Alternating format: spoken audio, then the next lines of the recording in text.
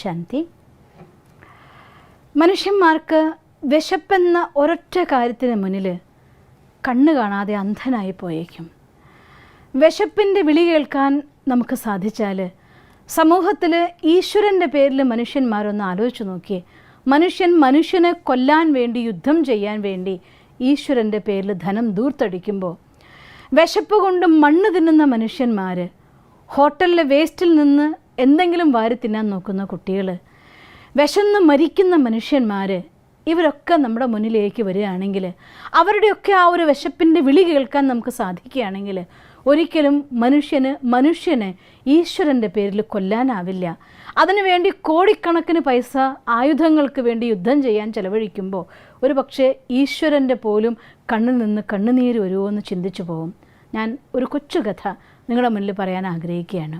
ഒരു വീട്ടിൽ അച്ഛനും അമ്മയും ഒരു ആൺകുട്ടി ഒരു പെൺകുട്ടിയും സന്തോഷമായിട്ട് ജീവിക്കുന്നുണ്ടായിരുന്നു. വലിയ വരുമാനമൊന്നുമില്ല, എന്നിരുന്നാലും അന്നന്നത്തെ ജീവിക്കാനുള്ള വരുമാനം അച്ഛൻ സമ്പാദിച്ചു കൊണ്ടുവരും. അലലില്ലാതെ സന്തോഷമായിട്ട് ആ കുടുംബം അങ്ങനെ ജീവിച്ചു പോയി. ഒരു ദിവസം അച്ഛന് പെട്ടെന്ന് കിഡ്നിയുടെ പ്രോബ്ലമായി.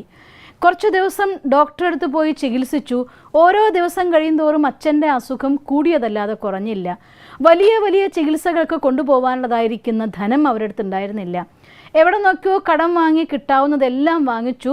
അവർ ചികിത്സ നടത്തി. പക്ഷേ അവർക്ക് അവരുടെ ആ ഒരു ജീവിതത്തിന് മുന്നോട്ട് കൊണ്ടുപോകാനാവാത്തത്ര കടത്തിൽ മുങ്ങിയ സമയത്ത് അച്ഛൻ മരിച്ചു. ആ മുന്നിലെ ആശ്രയം തലയ്ക്ക് മേലുണ്ടായിരുന്ന തണൽമരം അത് മറഞ്ഞുപോയി. പിന്നെ ജീവിതത്തിലെ പ്രയാസങ്ങളുടെ കൊടും ചൂടിലേക്ക് ആ കുടുംബം ഇറങ്ങി നിൽക്കേണ്ട ഒരവസ്ഥ. ദുഃഖത്തിൻ്റെ പർവ്വതം ആ കുടുംബത്തിൻ്റെ മേലെ വീണിരിക്കുകയാണ്. തൻ്റെ പ്രത്യേകമായിട്ടൊരു തൊഴിലോ കാര്യങ്ങളോ അറിയാതിരുന്നൊരു സാധാരണ സ്ത്രീയായിരുന്നു അമ്മ. മരിച്ചു 3-4 ദിവസം ആ ഒരു ചിട്ടയനുസരിച്ച് അയൽപ്പക്കത്തെ വീട്ടിൽ നിന്നൊക്കെ ആളുകൾ ഫുഡ് കൊണ്ടുവന്ന് കൊടുത്തിരുന്നു. അതുകൊണ്ട് വീട്ടിൽ അടുപ്പിൽ തീ കത്തിയില്ലെങ്കിലും ആ വീട്ടിലെ അമ്മയ്ക്കും മക്കൾക്കും ഒരു 4 ദിവസം 5 ദിവസമൊക്കെ ഫുഡ് ഫ്രീ ആയി കിട്ടി. അവരങ്ങ് ജീവിച്ചു.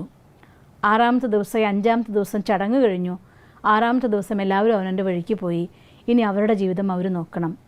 അടുത്ത വീട്ടിൽ അടുപ്പ് കത്തുന്ന പുകയുയർന്ന് കണ്ടപ്പോൾ ആ കുട്ടികൾ ആശിച്ചു, വിശപ്പിൻ്റെ വിളി സഹിക്കാനാവുന്നില്ല, ഇന്നും കുറച്ചെങ്കിലും നമുക്കുള്ള ഫുഡ് വരാതിരിക്കില്ലെന്ന് ആഗ്രഹിച്ചു.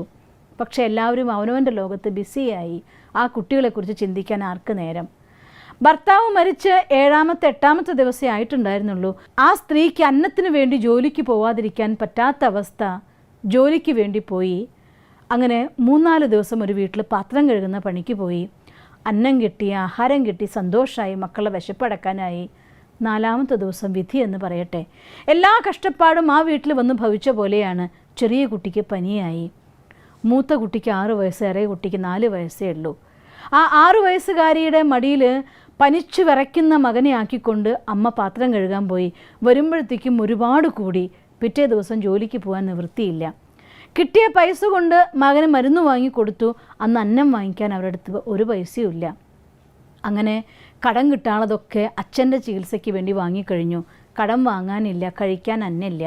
വിശപ്പിൻ്റെ വിളി മാക്സിമത്തിലാവുമ്പോൾ അമ്മ മക്കളോട് പറഞ്ഞു, മക്കളെ സ്വസ്ഥമായിട്ട് ഉറങ്ങിക്കോ, ഒരു കുഴപ്പമില്ല. രാത്രി ഉറക്കത്തിലൊരു മാലാഖ് ഒരുപാട് റൊട്ടിയുമായിട്ട് നിങ്ങളുടെ അടുത്ത് വരും, നിങ്ങളുടെ വിശപ്പെല്ലാം മാറ്റിക്കോളുമെന്ന്. പക്ഷെ കാളുന്ന വിശപ്പിൻ്റെ വയറിൽ ഉറക്കം എവിടെ നിന്ന് വരാനാണ്? രാത്രി 12:30-1 മണിയായി തുടങ്ങി. ആ ചെറിയ 4 വയസ്സുകാരൻ മോൻ്റെ പനി അങ്ങ് മാക്സിമം ആവുകയാണ്. വിശന്നിട്ടും വയ്യ, മരുന്ന് കഴിച്ചതിൻ്റെ ക്ഷീണവും എല്ലാം കൂടി ആ കുട്ടി ഏതാണ്ട് അബോധാവസ്ഥയിൽ പോകുന്ന പോലെയായി. അമ്മ മകനെ മടിയിലിരുത്തി കണ്ണിന്നിങ്ങനെ ധാരധാരയായിട്ട് കണ്ണീരൊഴുകുകയാണ്. അപ്പോൾ ചേച്ചിക്ക് വിശന്നിട്ട് വയ്യ, അവൾക്ക് ഉറങ്ങാനും പറ്റുന്നില്ല, കിടക്കാനും പറ്റുന്നില്ല. അപ്പോൾ അമ്മയുടെ അടുത്ത് വന്ന് കെട്ടിപ്പിടിച്ച് അമ്മയുടെ അടുത്ത് ചെവിയിൽ ചോദിക്കുകയാണ്, അമ്മ അനിയൻ എപ്പോഴാണ് മരിക്കുക? അമ്മയുടെ ചെവിയിലേക്ക് ഏതാണ്ട് തളച്ച എണ്ണ ആരോ കോരി ഒഴിച്ച പോലെ തോന്നി. ഞെട്ടിത്തെറിച്ച് ചോദിക്കുകയാണ്, നീ എന്താ ചോദിക്കുന്നത്? പറയാം, ആ അമ്മ പേടിച്ച് വിറച്ചു. അതല്ല, അനിയൻ മരിച്ചാൽ എല്ലാവരും ഫുഡ് കൊണ്ടുവരുമല്ലോ, ഞാൻ അതുകൊണ്ട് ചോദിച്ചതാണ്. ഒന്ന് ആലോചിച്ച് നോക്കിയേ. വിശപ്പിൻ്റെ വിളി. ലോകത്ത് മനുഷ്യന്മാർ ഈശ്വരൻ്റെ പേരിൽ, മതത്തിൻ്റെ പേരിൽ, രാഷ്ട്രീയത്തിൻ്റെ പേരിൽ അന്യോന്യം കൊല്ലാൻ വേണ്ടി കോടിക്കണക്കിന് രൂപ ചെലവഴിക്കുമ്പോൾ ഈ പാവം ആളുകളുടെ വിശപ്പിൻ്റെ വിളി കേൾക്കാൻ 100 കണക്കിന് ആളുകൾ ലോകത്ത് ഇത്തരത്തിൽ വിശന്ന് മരിക്കുന്നു, വിശന്ന് പരാക്രമിക്കുന്നു, മരണം കാത്തിരിക്കുന്നു. അവരുടെ കണ്ണീരൊപ്പാൻ നിങ്ങൾക്കൊരു ദിവസം നിങ്ങളിൽ നിന്ന് 1 രൂപ പുണ്യകർമ്മത്തിന് ഉപയോഗിക്കാനായാൽ നിങ്ങൾക്ക് അത് നിങ്ങളുടെ ഏറ്റവും വലിയ ഈശ്വരനോടതായിട്ടുള്ള ആരാധനയായിരിക്കും. അതുകൊണ്ട് ഈ വിളി കേട്ട് നമ്മുടെ ഹൃദയത്തിൽ നിന്ന് മറ്റൊരു ഹൃദയത്തിൻ്റെ വേദനയെ തിരിച്ചറിഞ്ഞ് നിങ്ങളുടെ ഒരു കൈ ഒരു സഹായം കൊടുത്ത് മറ്റുള്ളവരുടെ ജീവിതത്തെ സഹായിക്കാൻ നോക്കിയ വിശപ്പിൻ്റെ വിളിയെ ഇല്ലാതാക്കിയാൽ അതുപോലൊരു പുണ്യകർമ്മം നമുക്ക് കിട്ടാനില്ല. അതുകൊണ്ട് കഴിയുമെങ്കിൽ ഒരു ദിവസം ഈ കാര്യത്തിന് വേണ്ടി ചെലവഴിക്കാൻ നിങ്ങൾ ശ്രമിക്കണമെന്ന് റിക്വസ്റ്റ് ചെയ്യുകയാണ്. അങ്ങനെ ചെയ്യാനുള്ള നല്ലൊരു മനസ്സ് നിങ്ങൾക്കുണ്ടാവട്ടെ എന്ന് ഞാൻ പ്രാർത്ഥിക്കുന്നു. ഓം ശാന്തി. ദിവസം തോറും ജീവിത വിജയങ്ങൾക്ക് വെളിച്ചം വീശുന്ന പുത്തൻ വീഡിയോകൾക്കായി ഞങ്ങളുടെ യൂട്യൂബ് ചാനൽ സബ്സ്ക്രൈബ് ചെയ്യൂ. നോട്ടിഫിക്കേഷൻ ലഭിക്കുന്നതിനായി ബെൽ ഐക്കൺ ക്ലിക്ക് ചെയ്യൂ. ഒപ്പം ഞങ്ങളുടെ ഫേസ്ബുക്ക്, ട്വിറ്റർ, ഇൻസ്റ്റാഗ്രാം പേജുകൾ ഫോളോ ചെയ്യൂ. നന്ദി.